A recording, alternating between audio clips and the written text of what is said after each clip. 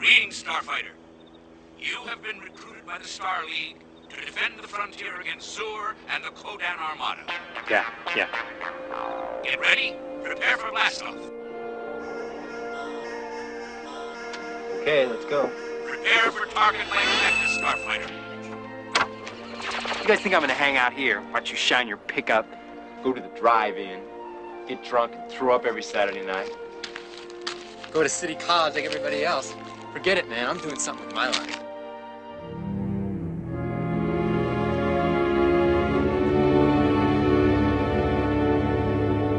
Can you tell me the name of the person who broke the record on that game over there? Where I might find him?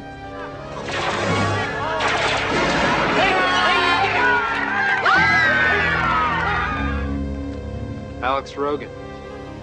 You're looking at it. Alex Rogan.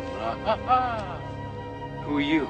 Centauri's the name. I invented Starfighter, which is why I'm here. It is? It is. We have to talk about a matter of utmost importance. Hey!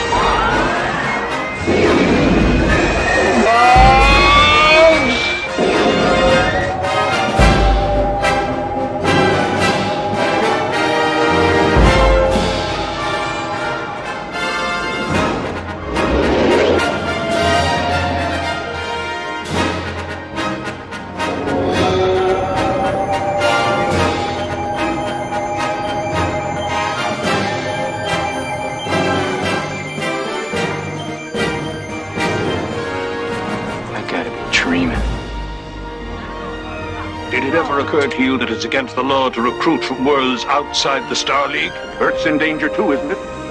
And no, I did not use the Excalibur test. It was called a video game.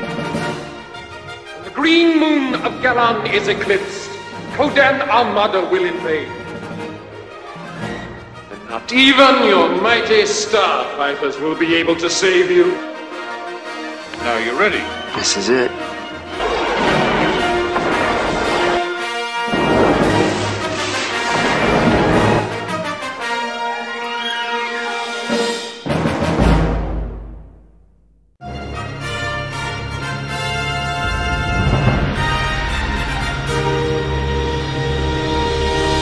July 1984, The Last Starfighter blasted its way to our screens.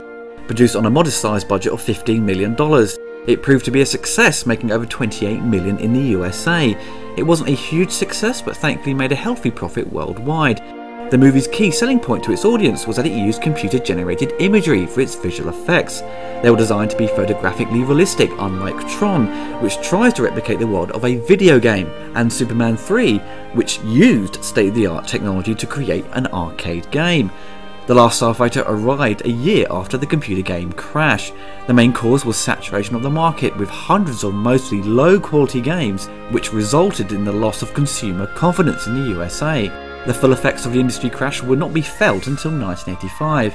I'm not sure if this played a part in the movie's overall success, but the video game market and things related to that form of entertainment was a little risky at that time, I believe.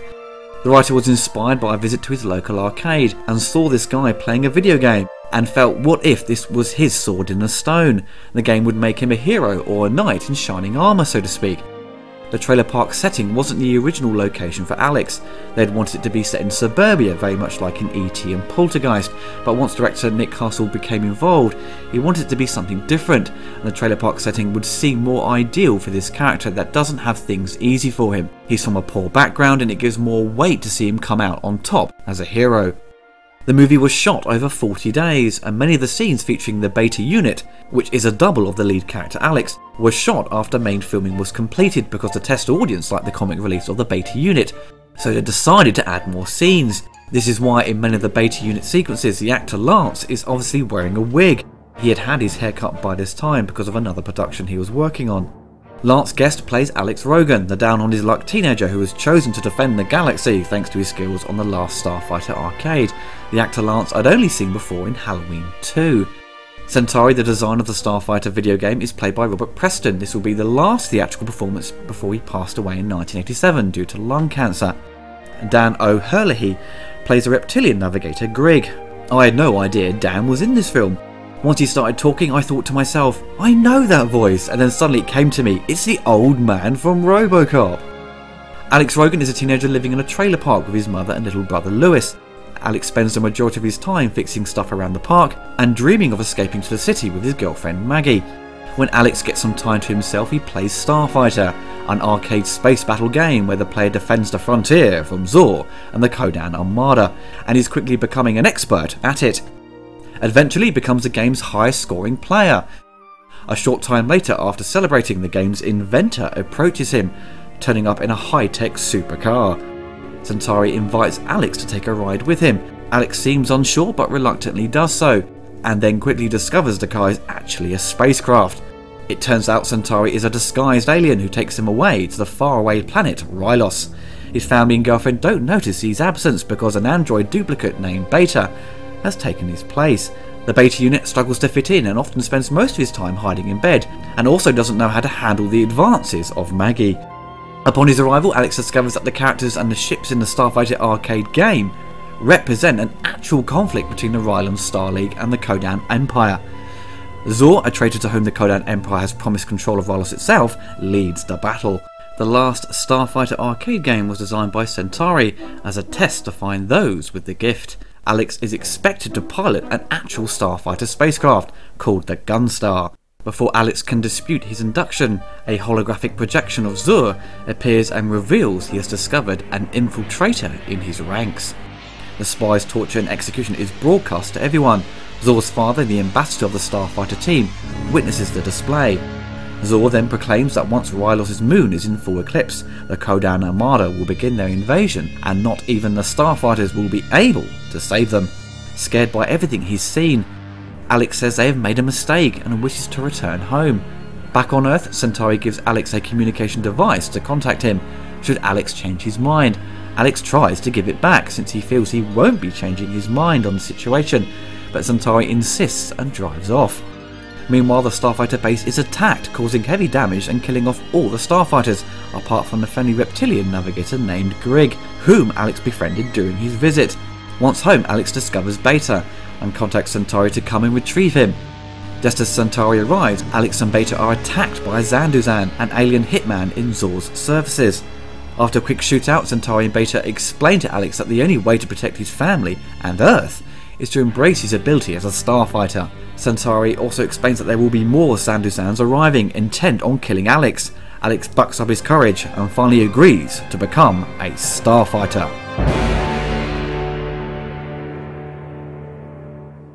The computer effects were handled by Digital Productions, who had worked on Tron a couple of years earlier. Nick Castle was nervous how things would turn out, but the computer programmers and designers at Digital Productions kept assuring him that it would work. Original calculations estimated it would take 17 months to get it all finished, and they only had 6 before it was released theatrically.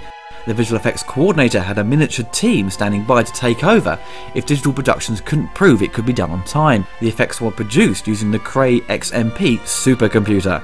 To get it done, they had to simplify a lot of the shots just to make it work within the 6 months time frame.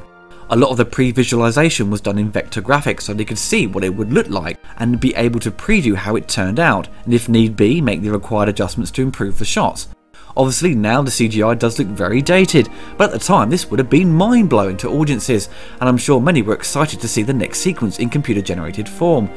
Tron set the standard, but its visual effects were designed to look like a video game, where Starfighter aimed to create something photorealistic. It was the first film to do that, and respect has to be shown to the technicians involved for taking the gamble to achieve the next level of visual effects.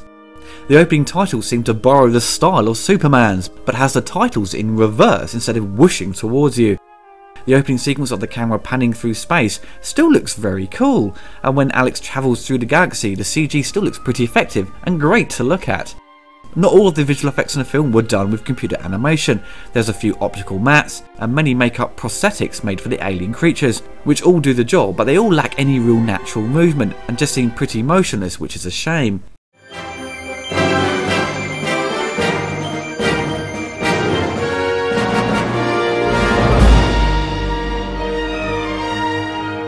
Craig Safin, who mainly composes scores to TV shows such as Cheers, but has also done many films throughout his career, such as Nightmare on Elm Street Part 4. Apparently he was personally asked by director Nick Castle to provide the score to The Last Starfighter. Craig had worked on Nick's previous film Tag the Assassination Game. It's got the excitement and heart of a John Williams score, and is great to listen to by itself, which is always a plus for me. It's got that grand epic sound and a catchy theme tune that has a great mix of a heroic and a love theme, just like Superman's March. The score arrived on LP and cassette tape on release, and was later reissued on CD in 1987. In 1995 an expanded album was released, which has been out of print for years and will probably cost you a lot to obtain. The original 87 CD release is probably even more difficult to track down. The 1995 CD presented the music in chronological order and included the complete versions of several cues. It's not available on iTunes, so if you want to get hold of it you better start saving, or find someone you can borrow it off. No game was actually released at the time based on the film, despite Atari promising an arcade game during the end credits. If released, the game would have been Atari's first 3D arcade game to use a Motorola 68000 CPU. The Motorola CPU has turned up in many games consoles and computers over time, from the Apple Macintosh, Amiga 500, Sega Mega Drive and the Neo Geo. The architecture of the CPU is actually still in use today. The gameplay would have taken elements from the space battle sequence in the film and would have played very much like the Star Wars arcade game. But down to the cost of producing the arcade, it was estimated it would cost in the region of $10,000. Atari felt it would be too expensive, and arcade owners felt it would take far too long to build up a profit on their investment.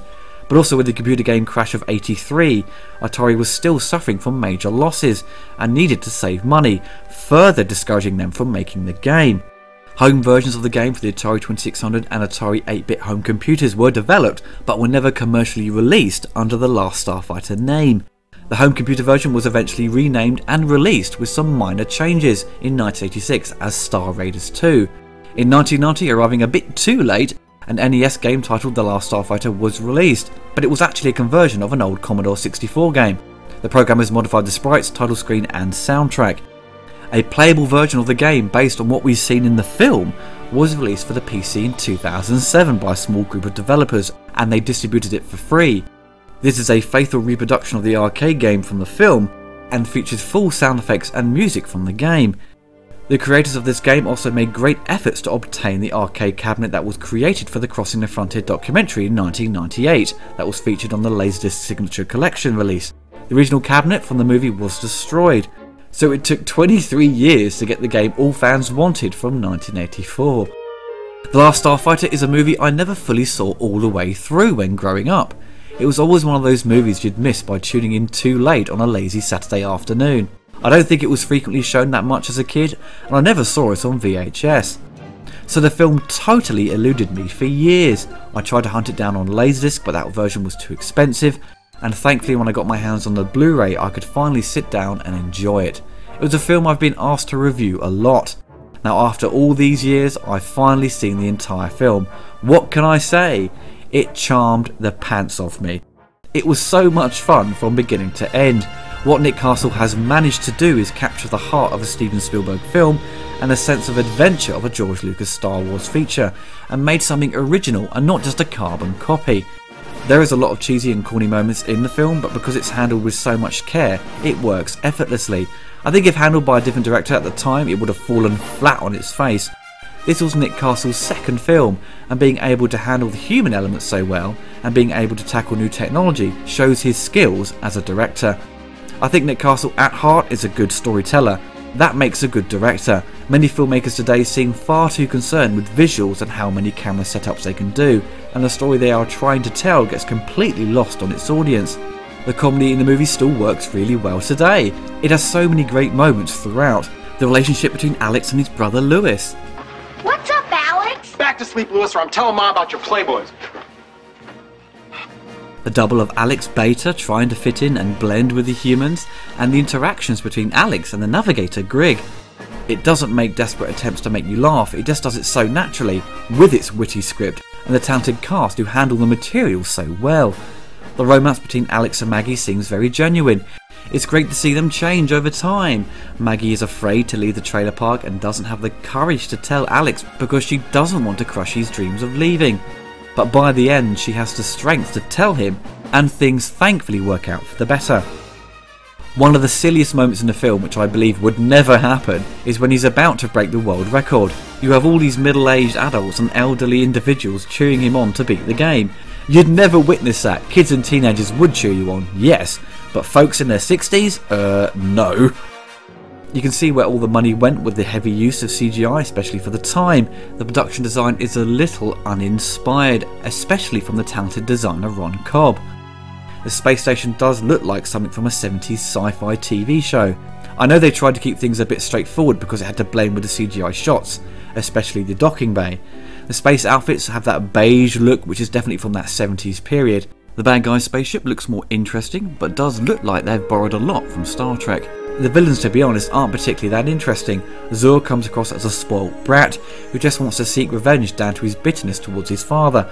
You're not given much character development of the villains. As an audience member and the character Alex, you're thrown into this universe and you just have to accept what's going on and who's who. But these are minor gripes that don't take away any of the enjoyment of the film. It just leaves you wanting to know more about specific characters. The Blu-ray release, to be honest, doesn't really have a spectacular image. It's a little soft and unfocused in areas, especially near the beginning. It may be a directorial choice, but there are patches where things seem unfocused for a strange reason. It may be down to the anamorphic lens. The colour design is very earthy and natural, and reminds me of the look of War Games, which came out the year before. It certainly has that 80s photographic look. It's not a bad thing, but could have looked more unique, especially if it had a stronger production design. Film critic Roger Ebert had regarded The Last Starfighter as a guilty pleasure, and it certainly is to many people. It's a film that has retained its fan base over the years, and has gained more fans over time, and I'm one of them. I'm annoyed with myself for not having this movie be a part of my childhood. You have a story centralised around video games, which is a great idea, and the lead character dreaming of doing something important with his life, and not being stuck in a trailer park, and wants to do bigger things. All kids have these feelings and ambitions. Some choose to follow them and achieve what they want to do in life, or they take things in a different direction, for better or worse. If you have not seen The Last Starfighter, go pick it up as soon as you can. It's cheap on Blu-ray and comes with some nice special features. I'm positive you won't be disappointed with this film. It's so hard to dislike it in any way. Whatever faults you may come across, I think would really fall under nitpicking. You may find the CGI and the costume design very dated, but it has a very unique charm to it all, and it certainly is not off-putting. It's a great adventure movie for all ages and should not be missed.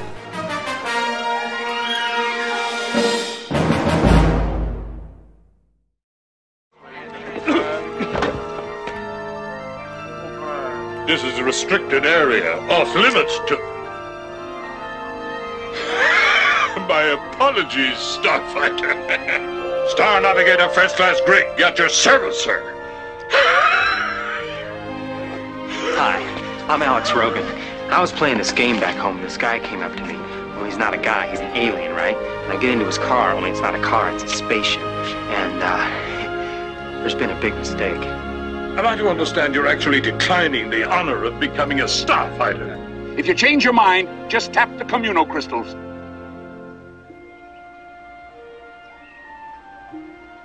Keep it. Alex! You're walking away from history. History! Did Chris Columbus say he wanted to stay home? No. What if the Wright brothers thought that only birds should fly? And did Galoka think the Ulus were too ugly to save? Who's Galoka? Never mind. Listen, Centauri, I'm not any of those guys. I'm a kid from a trailer park. If that's what you think, then that's all you'll ever be.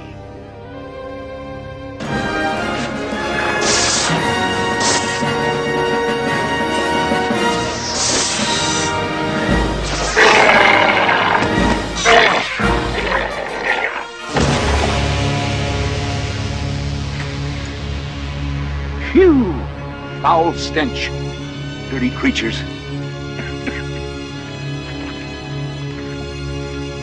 Get a good look, Alex. You can bet your asteroids you'll be seeing more of them. What? This is a Zandozan, an interstellar hit beast. Compliments of Zur. Zur? Why is he after me? Somehow he found out you're a starfighter. So you see, Alex, you gotta go back. You got no choice. Because if you stay down here, you're dog-food. Trust Centauri, my boy. Because in 2 hours, this place will be crawling with 10 Zandozans, with just one thought on their microscopic little minds. Kill Alex Rogan. Weapons on! We have them now! Fire! Fire!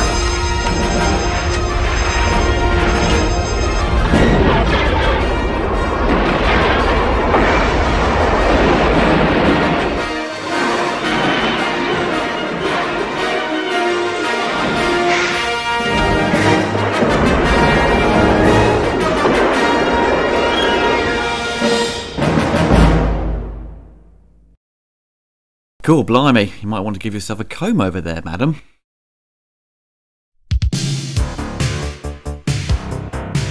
Don't forget, you can still buy the poster celebrating 100 retrospectives. You can find a link in the description box below or by visiting my website.